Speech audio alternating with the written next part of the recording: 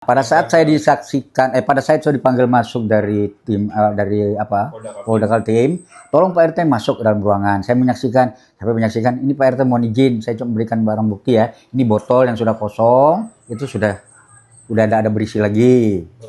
Cairan. Nah, kemudian, nah ini kompor, itu aja ditunjuk, yang lain-lainnya tidak disebut. Ya, kompor buat masak itu. Itu.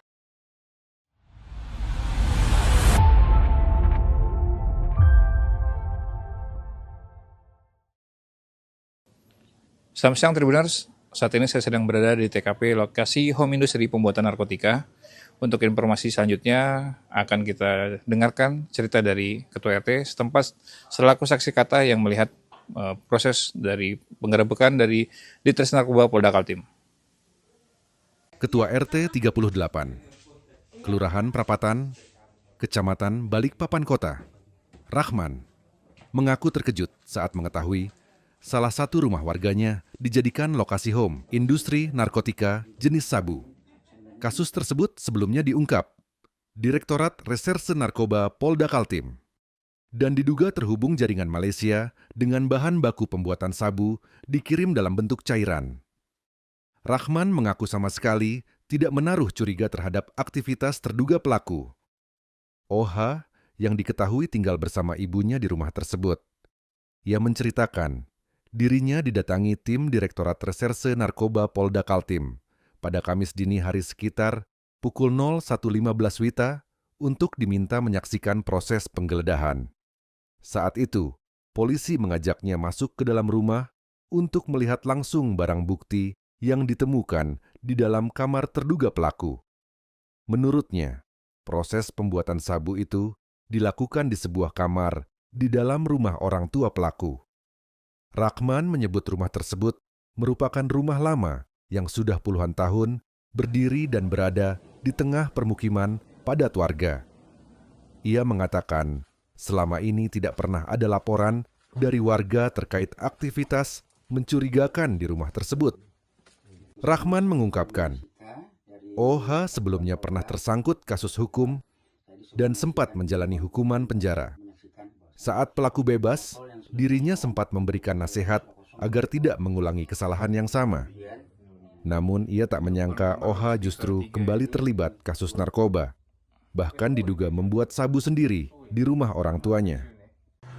Pak, mungkin bisa dijelaskan waktu ada peristiwa penggeledahan narkoba, pembuatan narkoba home industry di wilayahnya Bapak seperti apa Pak waktu itu Pak?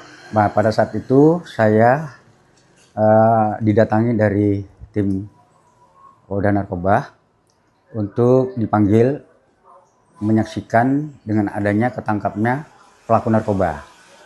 Nah, kebetulan di rumah yang dia tempatin ini adalah rumah orang tuanya.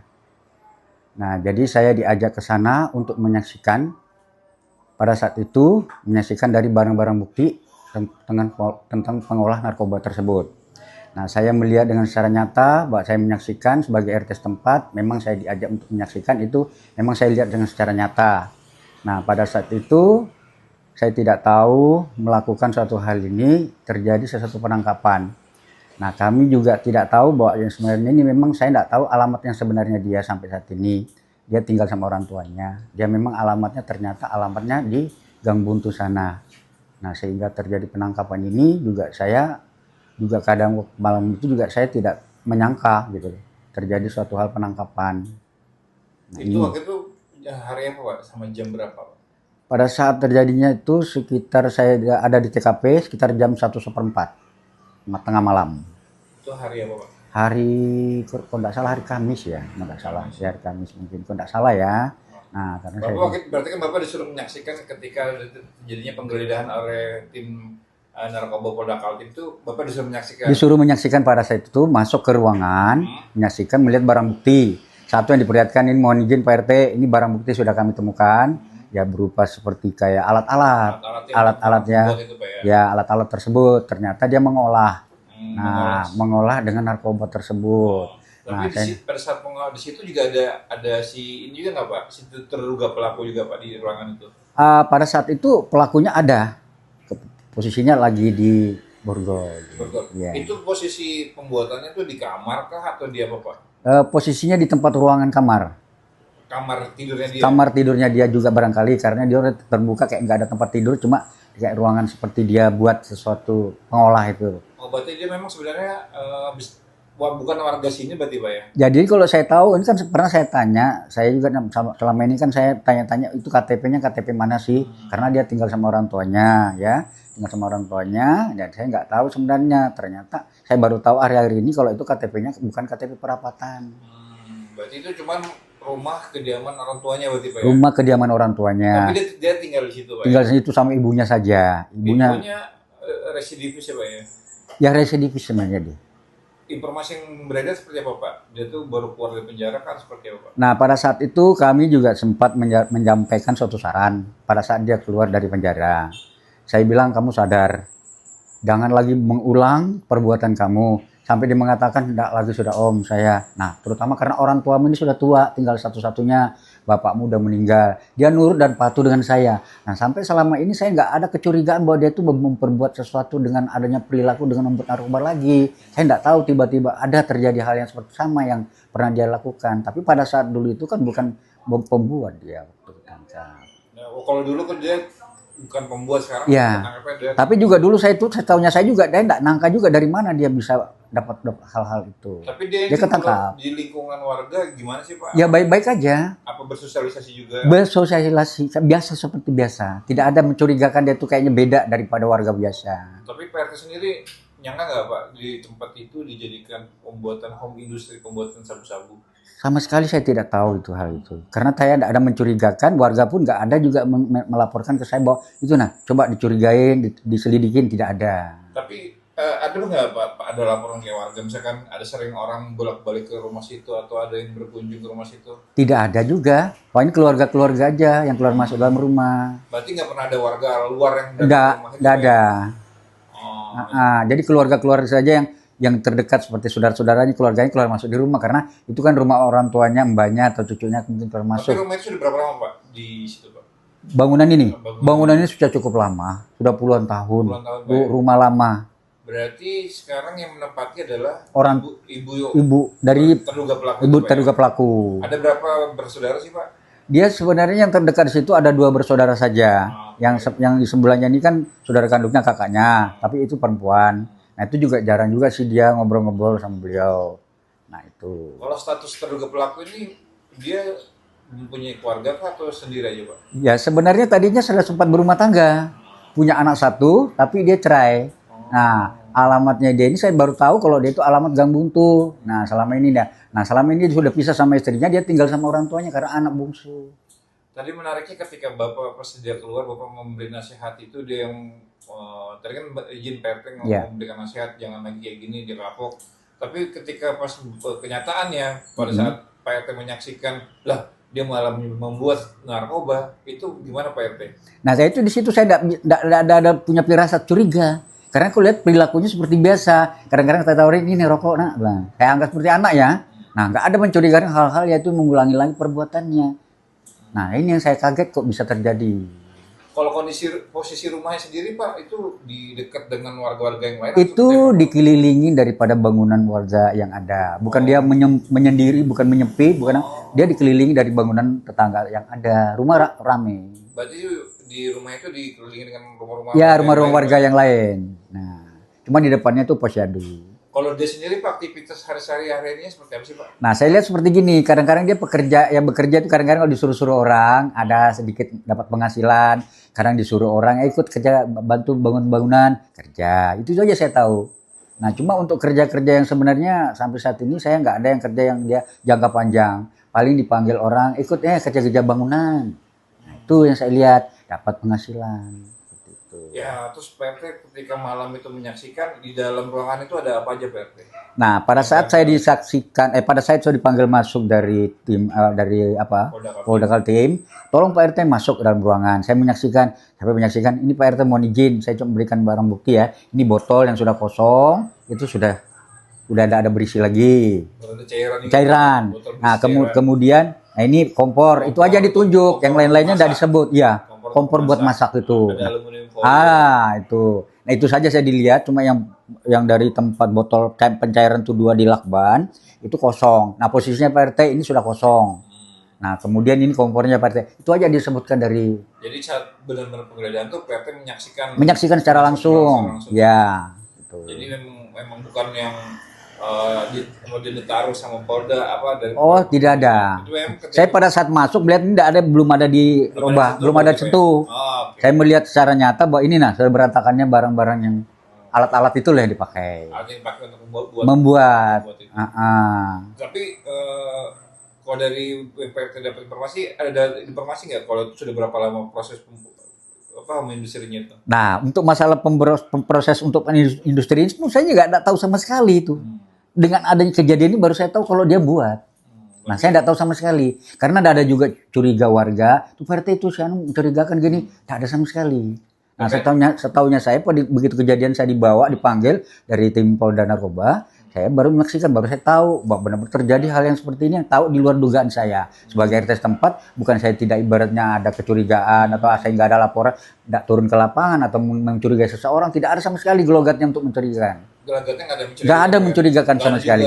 Dia biasa kadang-kadang lewat, Om, nih, lewat buang sampah, bawa ke perapatan, sampah itu. Kan kita harus buang sampah. Nah, dia itu aja, kadang-kadang saya lewat-lewat. Berarti kalau bisa dibilang sebenarnya terkenal santun nih Pak ya? Santun, sopan sama saya, kadang-kadang manggil yang baik. Nah, itu.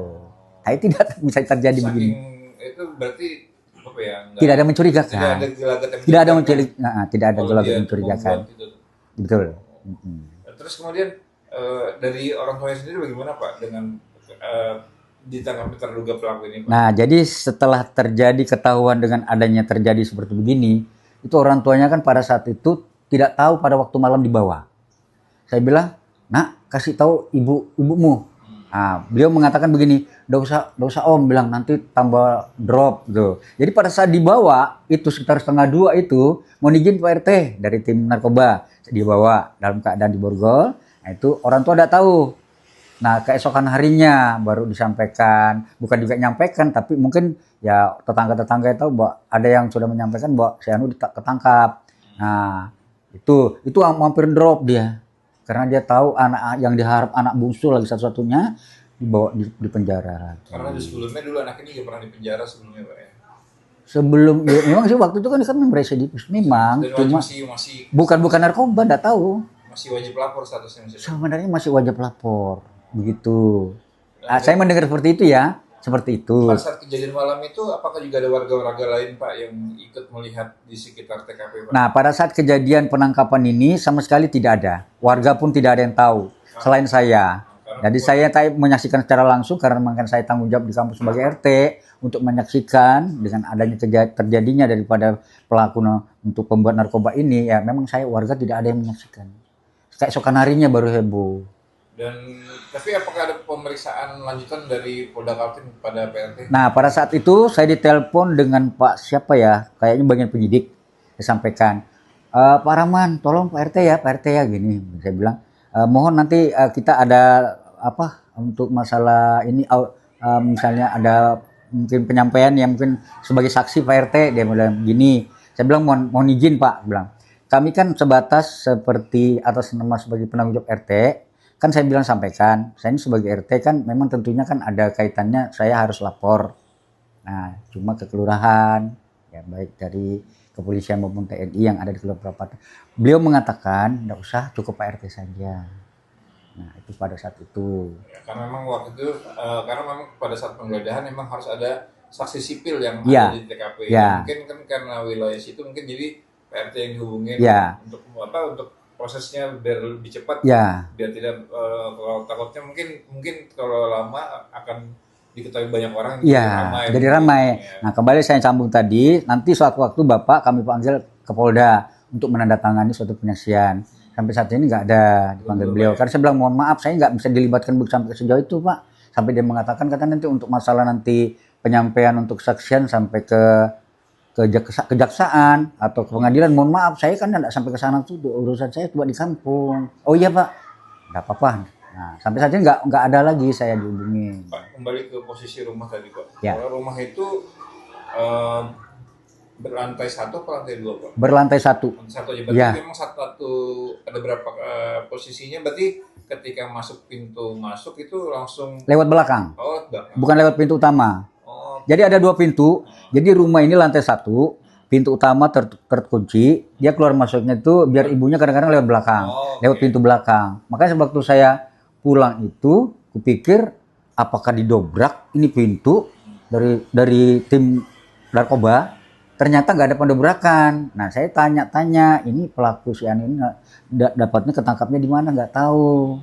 Apakah tangkap di luar atau ketangkap di rumah. Tapi nggak ada pengerusakan pendobrakan rumah. itu pas Pak RT dihubungin suruh menyaksikan itu dari tim Poldanya berarti datangin ke rumah Pak RT atau seperti Datangi saya bertiga. Kan kalau tidak salah ada jumlahnya sekitar ada 10 orang karena aku lihat ada yang duduk di sana bertiga dekat pos, ada yang di dalam, ya kurang lebih 10 orang. Nah, datang bertiga.